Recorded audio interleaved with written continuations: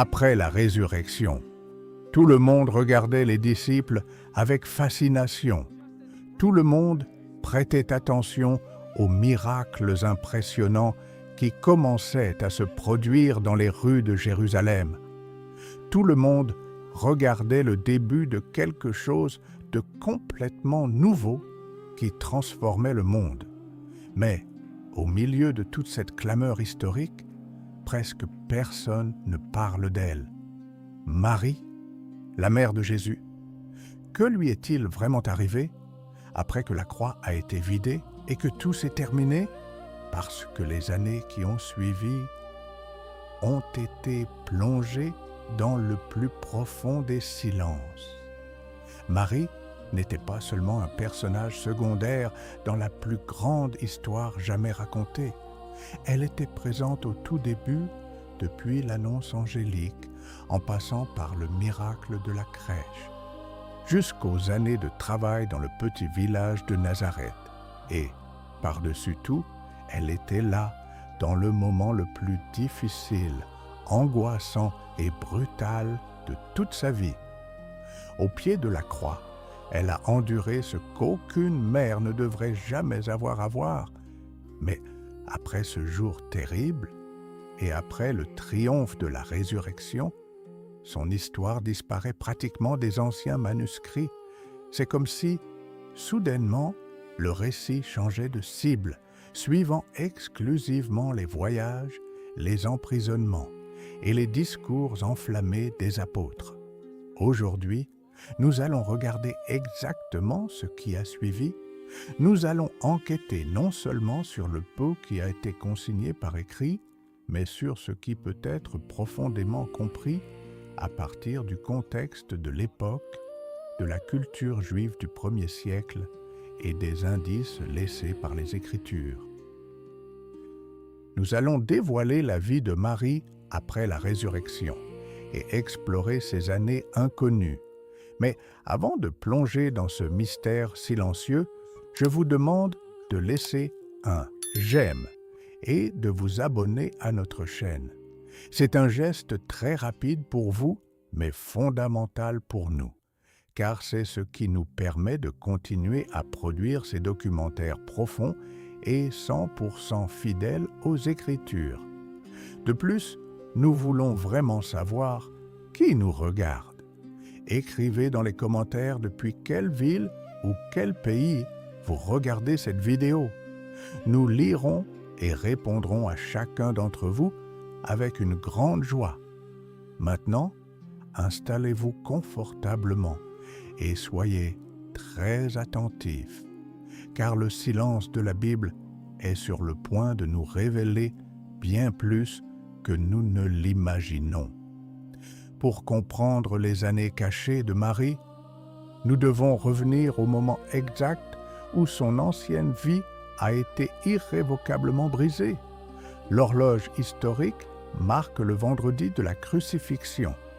Le décor est le Golgotha, le tristement célèbre mont du Crâne, juste à l'extérieur des murailles de Jérusalem.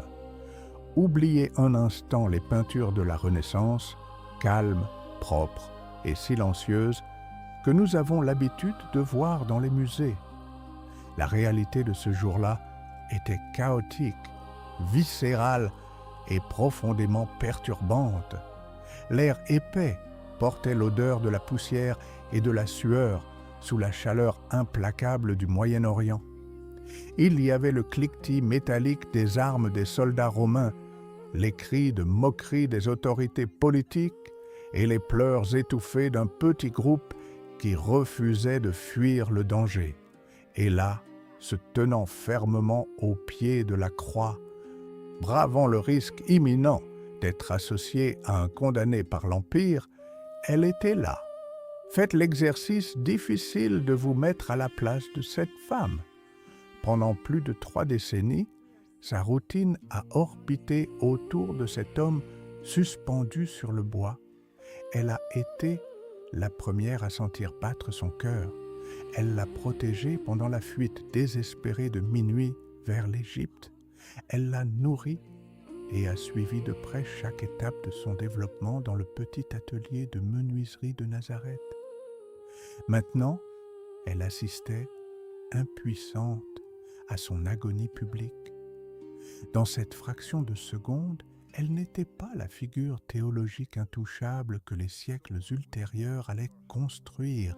Elle était de chair et de sang, une mère à l'âme écrasée, vivant dans sa propre chair la dure prophétie qui lui avait été faite dans le temple bien des années auparavant, qu'une épée tranchante transpercerait son propre cœur.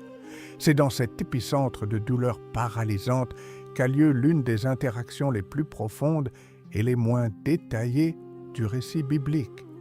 Jésus, luttant contre l'asphyxie causée par sa position sur la croix, rassemble son souffle pour parler. Il fixe son regard sur sa mère et, juste à côté d'elle, sur le disciple bien-aimé, Jean. Brisant le bruit de l'exécution, il décrète « Femme, voici ton fils ». Et se tournant vers le jeune disciple, il conclut « Voici ta mère ». Aux yeux d'aujourd'hui, cela résonne simplement comme un geste d'affection à l'heure des adieux. Mais nous devons comprendre comment fonctionnait réellement la structure sociale de la Judée il y a 2000 ans. Dans cette civilisation, il n'y avait aucun réseau d'assistance gouvernementale, de pension ou de protection sociale pour les veuves âgées. La survie financière, la sécurité physique et la dignité d'une femme dépendaient absolument de ses fils. Sans la présence de Joseph, dont les preuves indiquent qu'il était déjà décédé depuis longtemps, Jésus, en tant que fils aîné, était le seul pourvoyeur légal et la garantie de subsistance de Marie. Avec sa mort imminente, elle serait jetée dans la misère la plus totale, exposée à la faim, à la perte de ses biens et à la mendicité dans les rues impitoyables de Jérusalem. En transférant cette responsabilité à Jean, Jésus ne faisait pas un discours poétique. Il exécutait un testament verbal pratique, une mesure logistique et juridique d'extrême urgence. Il garantissait protection, abri et nourriture dans une société qui ne pardonnait pas la faiblesse. Le texte sacré est direct en affirmant que dès cette heure-là, le disciple l'a pris chez lui. Dans cette soirée sombre, la scène était dévastatrice. À ce moment-là, elle n'était pas seulement une mère en larmes, elle était quelqu'un qui venait de tout perdre, ses repères quotidiens, sa subsistance et le sens de son cheminement avaient été violemment arrachés sous ses yeux.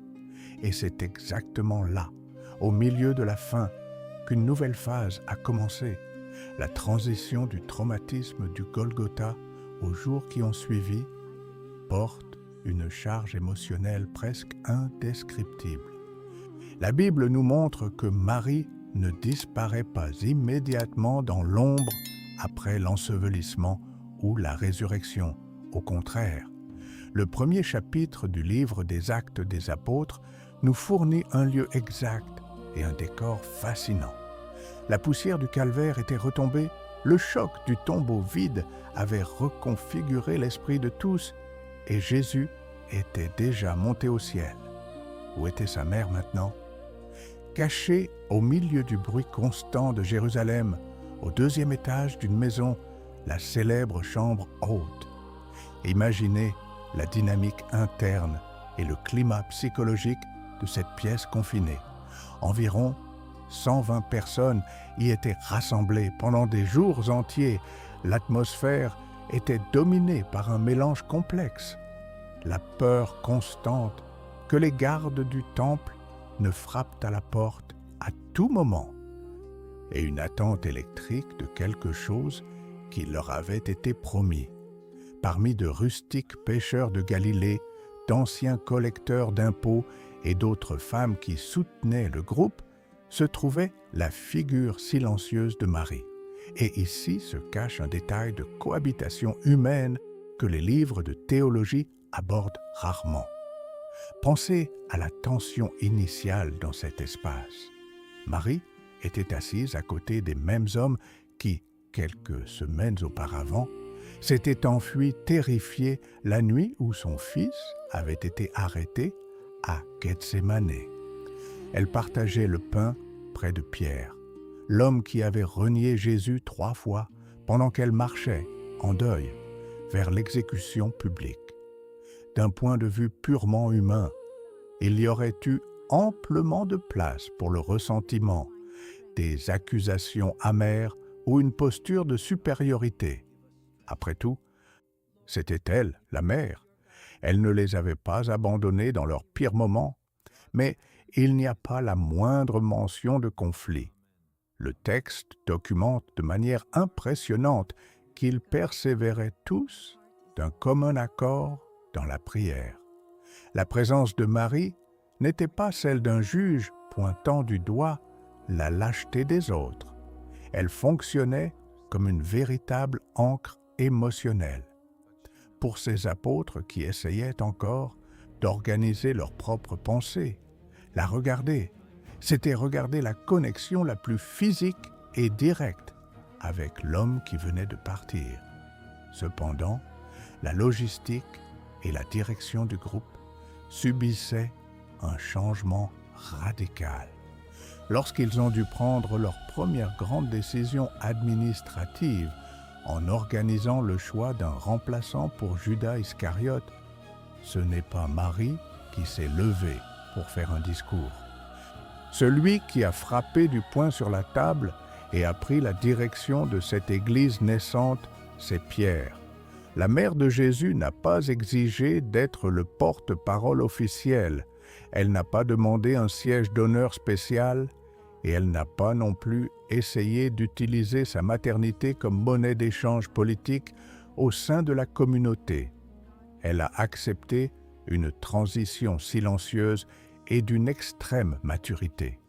Elle était là, vivante, active et en prière profonde au milieu de la communauté. Mais elle n'était plus le centre de l'histoire. Le centre d'intérêt du récit s'était déplacé vers la mission. En observant ce groupe fermé, murmurant leurs prières dans l'attente de l'inconnu, une vérité silencieuse flottait dans l'air. Quelque chose avait changé pour toujours après le jour de la Pentecôte, lorsque les portes de cette chambre haute se sont ouvertes et que les disciples sont sortis pour changer le monde antique. La caméra de l'histoire biblique fait un mouvement soudain. Le scénario sacré tourne la page avec force. Le récit commence à suivre à un rythme accéléré les naufrages de l'apôtre Paul, les emprisonnements de Pierre, la croissance frénétique des communautés dans les grandes capitales et les débats intenses au cœur de l'Empire romain. Le monde entier était en ébullition. Mais au milieu de tout ce tumulte historique, une question inévitable flotte dans l'air. Qu'est-il arrivé à Marie? La réponse est peut-être l'un des mystères les plus grands et les plus denses du Nouveau Testament. Après cette brève mention dans le premier chapitre du livre des Actes, la Bible n'enregistre tout simplement plus un seul mot sur sa routine. Aucun apôtre ne documente une visite chez elle dans ses lettres officielles. Même le livre de l'Apocalypse, écrit par le même Jean qui l'a accueilli comme mère au pied de la croix, ne nous fournit pas le journal terrestre de ces derniers jours. L'absence de documents historiques et clairs est totale. Après cela, le plus profond silence. Pour notre mentalité moderne, obsédée par des biographies méticuleusement détaillées et des documentaires aux fins parfaites, cette lacune est presque insupportable. Comment les écrivains de l'époque ont-ils pu omettre le dénouement de la femme la plus marquante de tout le récit chrétien des origines? Pourquoi n'en savons-nous pas plus? Que signifie réellement cette absence documentaire. La vérité est que ce silence ne fut pas un simple oubli de scénario ou une erreur historique. Dans la structure narrative du 1er siècle, la cible du texte déterminait l'essence du message. Si le récit détournait les yeux pour documenter la vieillesse de Marie, le but central de se concentrer sur l'œuvre de la résurrection pourrait se disperser. Elle-même a compris que sa mission physique, en tant que gardienne de l'enfant de Nazareth, s'était définitivement achevée au calvaire. Désormais, elle ne cherchait pas à se faire un nom. Elle ne voulait pas être sous les projecteurs. Le silence entourant ces dernières années révèle son choix intentionnel de la discrétion. Elle a accepté de se retirer de la scène avec une humilité absolue, afin que le message de son Fils puisse continuer à résonner à travers les nations. Cela nous amène à une réflexion très forte sur nos propres jours. Et c'est exactement ici que je veux faire une pause et entendre votre opinion sincère. Répondez ci-dessous dans les commentaires. Dans notre monde moderne, où tout le monde ressent le besoin désespéré d'exposer et de filmer chaque détail de sa vie pour prouver son importance, croyez-vous que l'anonymat et le silence peuvent encore être un signe de véritable grandeur et d'intimité spirituelle? Ou bien notre génération a-t-elle perdu la capacité de vivre des desseins gigantesques en secret? Écrivez ce que vous pensez, car je veux vraiment vous lire et interagir avec vous sur ce sujet. Les livres d'histoire n'apportent pas les réponses à ce que furent ces dernières après-midi ou ces dernières conversations terrestres. Mais le silence parle aussi. Puisque la Bible clôt le registre direct sur Marie, nous devons lire entre les lignes de l'histoire et croiser ces données avec la dure réalité du 1er siècle. Nous n'avons pas besoin d'inventer des légendes fabuleuses ou de créer des dialogues imaginaires pour comprendre la profondeur des années qui ont suivi. Le texte sacré nous garantit un fait pratique et logistique solide. L'apôtre Jean a assumé la responsabilité légale et financière de s'occuper d'elle. Et à partir de cet ancrage unique et puissant, une fenêtre fascinante s'ouvre sur la façon dont fonctionnait sa vraie vie loin des projecteurs. Jean était l'un des piliers principaux et les plus actifs de l'Église primitive de Jérusalem pendant ces premières décennies tumultueuses. Par conséquent, Marie n'a pas été envoyée dans un exil solitaire et isolé. Elle est restée ancrée au cœur de la communauté, mais agissant désormais entièrement dans les coulisses. Essayez de visualiser la routine quotidienne dans l'une de ces maisons de pierre et de briques crues avec des cours intérieures si courantes dans l'ancienne Judée. La vie d'une femme dans l'Antiquité impliquait le rythme lent et épuisant de la survie de base. Se réveiller avant le lever du soleil, l'odeur forte du pain cuisant dans le four, le bruit continu de la meule écrasant les grains de blé, la préparation des repas et les longues heures à filer la laine. C'était une vie extrêmement simple, contenue dans la sécurité des murs d'une maison partagée.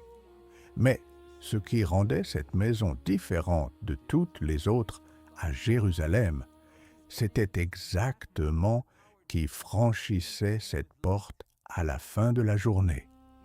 À la table même où Marie rompait le pain, l'avenir de l'histoire occidentale se dessinait. Elle vivait quotidiennement avec les disciples. Elle écoutait attentivement les nouvelles apportées de la rue. Elle entendait Pierre raconter comment des milliers de personnes avaient changé de cap après un seul discours sur les places. Elle suivait les débats sur la distribution de nourriture pour les veuves grecques et hébraïques. Elle voyait des dirigeants épuisés et couverts de saleté revenir d'interrogatoires brutaux dans les prisons du Sanhédrin, portant sur leur corps les marques de la persécution politique et religieuse. Elle a probablement vu, jour après jour, la croissance imparable de quelque chose d'immense qui, une trentaine d'années plus tôt, avait commencé si petitement avec seulement elle, son bébé et un charpentier dans une crèche oubliée. Ce constat continu devait générer une tempête émotionnelle complexe et magnifique dans sa poitrine. Le cœur de cette femme vieillissante portait une fierté silencieuse en voyant l'œuvre de son fils réécrire le destin de nations entières. Il y avait le souvenir vif de chaque pas sur les routes poussiéreuses de Galilée, du son de sa voix enseignant sur les montagnes. Mais indéniablement, derrière le regard serein qui accompagnait la naissance de l'Église, il y avait aussi la nostalgie. Cette nostalgie profonde, physique et humaine, qui fait mal à la poitrine dans le silence de la nuit et que seul celui qui a perdu le contact direct avec l'être aimé peut vraiment comprendre. Pour comprendre le véritable cœur de cette histoire, nous devons regarder bien au-delà du cadre historique externe et entrer dans le terrain le plus intime de tout être humain, l'esprit. Les années qui ont suivi dans la maison de l'apôtre Jean n'ont pas seulement apporté le vieillissement physique naturel et inévitable d'une femme du 1er siècle. C'est là, dans le silence de ces murs et loin des débats publics, qu'a eu lieu la transition la plus grande et la plus profonde que l'âme de Marie ait jamais connue. C'est la clé maîtresse qui change absolument tout. Elle a subi une métamorphose spirituelle complète. La transition de mère à témoin. Pensez au puissant instinct maternel qui a dominé et guidé sa vie pendant plus de 30 ans. Dès l'instant où elle l'a tenu nouveau-né, petit et fragile dans ses bras, sa mission principale, son impulsion biologique et émotionnelle presque incontrôlable, n'était qu'une seule, protéger. Pendant des décennies, elle l'a nourri, a cousu ses vêtements, lui a enseigné les coutumes juives et s'est inquiétée lorsqu'il tardait à rentrer à la maison après le travail, dans l'atelier de charpenterie. Plus tard, lorsque Jésus a commencé son ministère public et a commencé à attirer la fureur des autorités religieuses alors que des foules l'écrasaient, les évangiles rapportent des moments où la famille elle-même, y compris Marie, a tenté d'intervenir. Il voulait le retirer de la scène, le protéger du danger évident et le ramener à la sécurité et à l'anonymat du foyer. C'était l'instinct le plus pur d'une mère essayant à tout prix de sauver son fils de la destruction.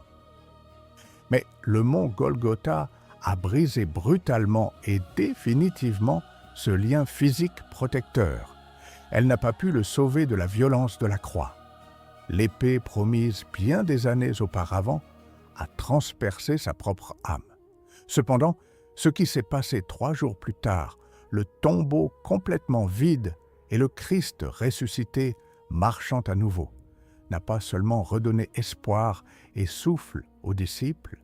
Cet événement a brisé pour toujours les limites de la compréhension de Marie.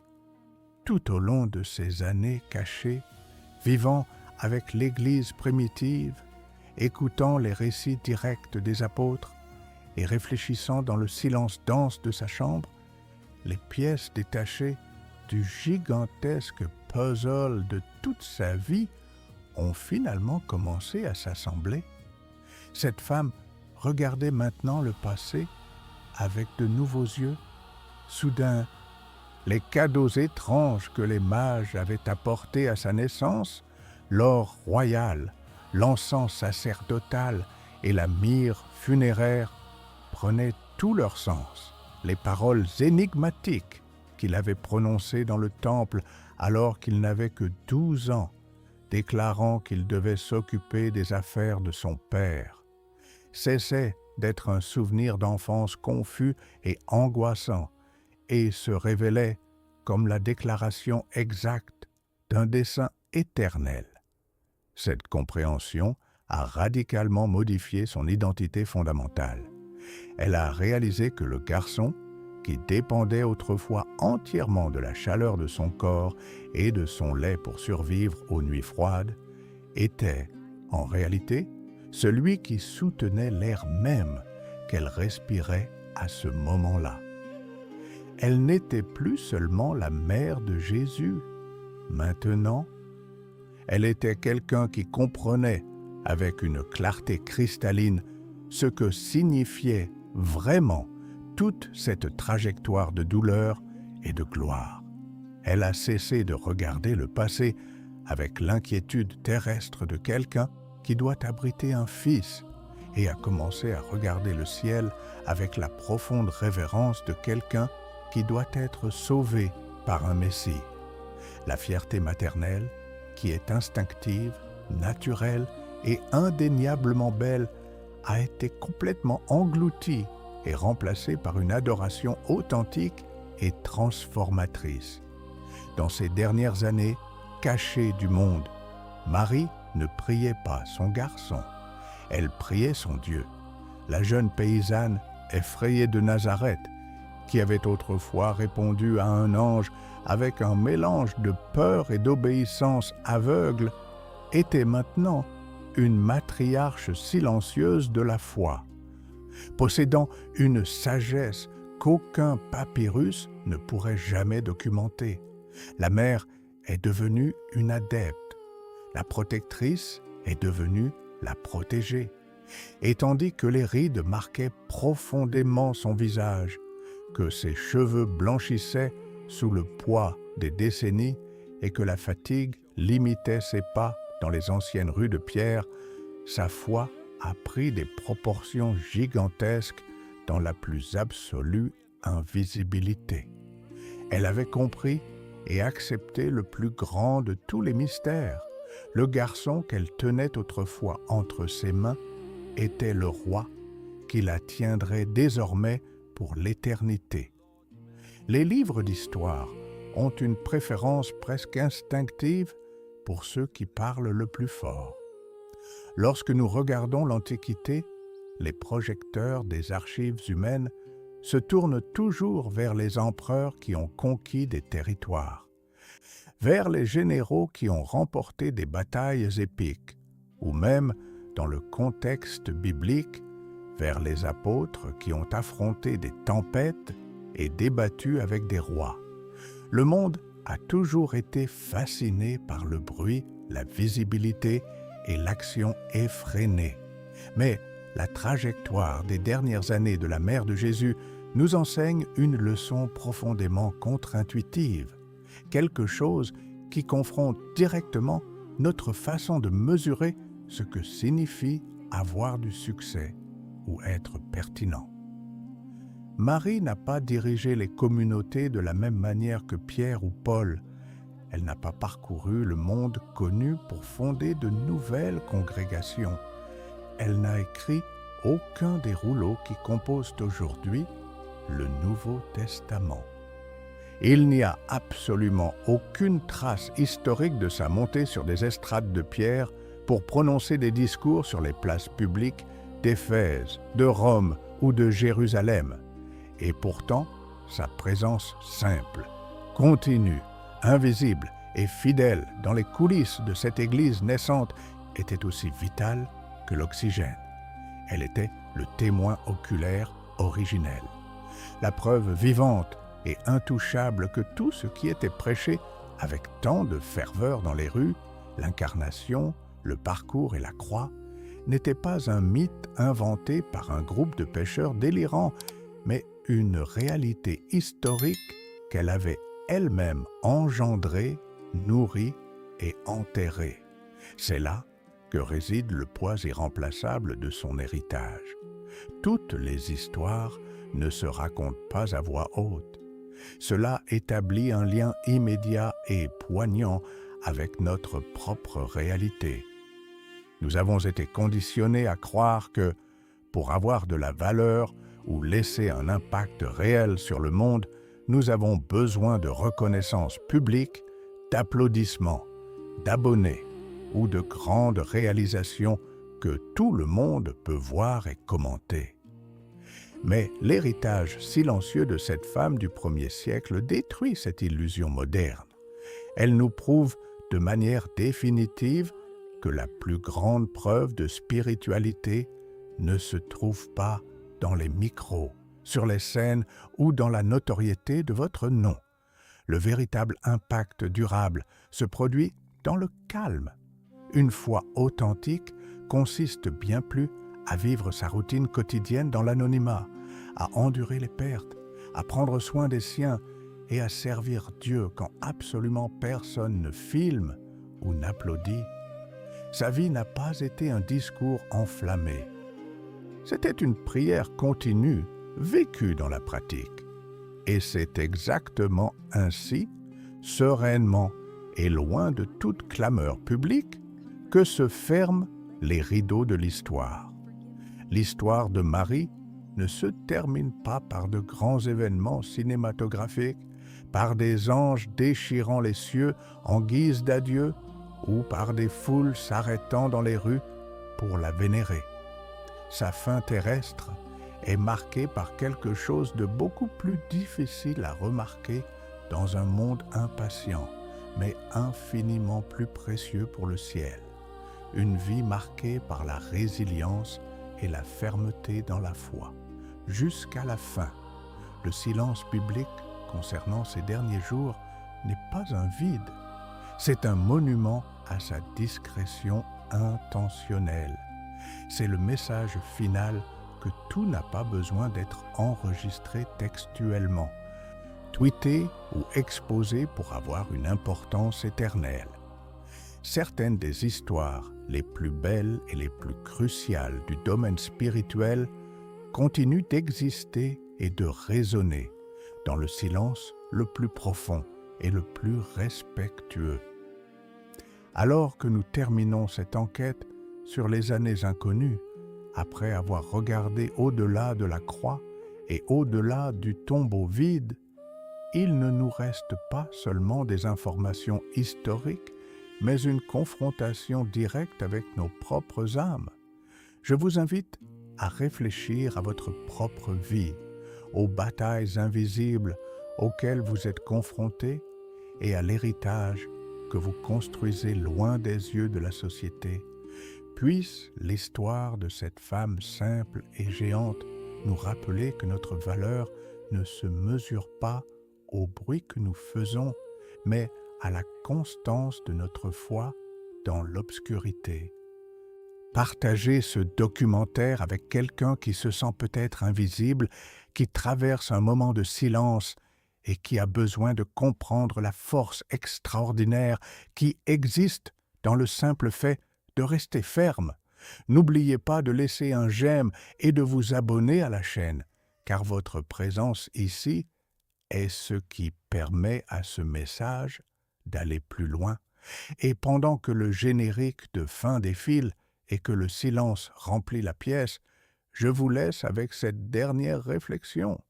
Et si les moments les plus importants de notre foi n'étaient pas ces grands miracles que tout le monde voit, mais la fidélité silencieuse qui se produit juste après?